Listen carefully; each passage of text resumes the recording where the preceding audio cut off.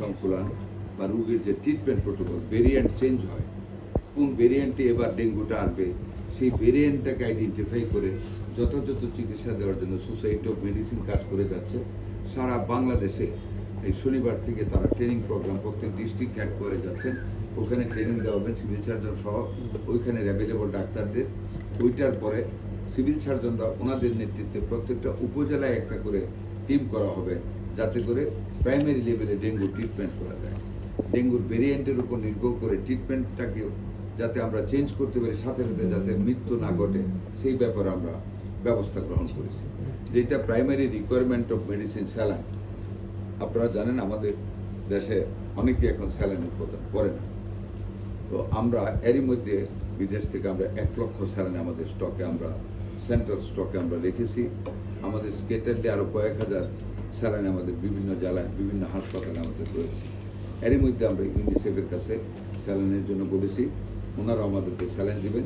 Red ক্রিসেন্টের red ক্রসের সাথে আমরা আলাপ করেছি, তারাও আমাদেরকে স্যালাইন দিবেন। ওভার অ্যান্ড এবাভ আপনারা জানেন গত পরশুদিন প্রাইভেট ফার্মাসিউটিক্যাল প্রডিউসারদের সাথে মাননীয় প্রধানমন্ত্রীর নেতৃত্বে আমাদেরকে সভা হয়েছে। ওনারাও প্রতিশ্রুতি দিয়েছেন, ওনারাও প্রডিউস করে আমাদের ভেরিয়েন্ট অনুযায়ী রিকোয়ার্ড যেটা আমাদের স্যালাইনের যেটা দরকার হবে সেটা ওনারাও আমাদেরকে সরবরাহ করবেন।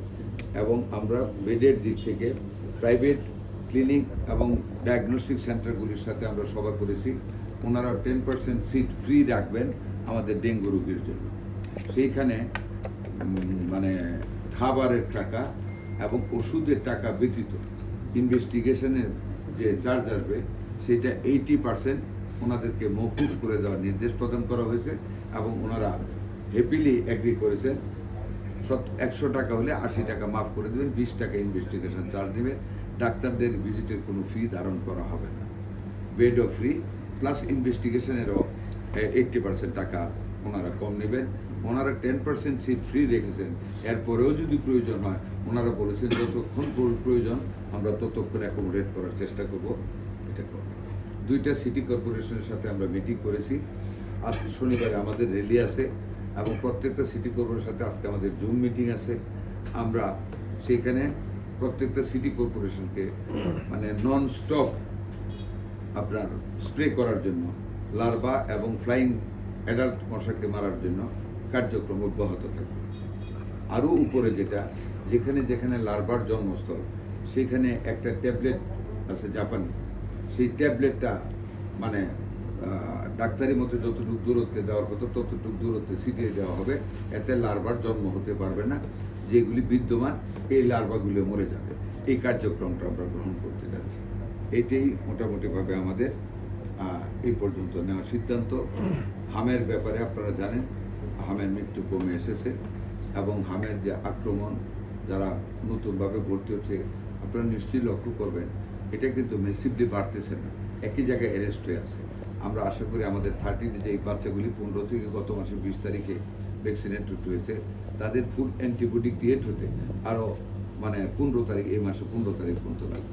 আমরা আশাবাদী যে এর ভিতরে হামের আক্রমণটা, যেটা হামের যে বাচ্চারা আক্রমণ হচ্ছে যাদের উপর যারা অসুস্থ হচ্ছেন, এটা আশা করি আমরা কমে আসবো। আপনারা আমাদেরকে সহযোগিতা করবেন।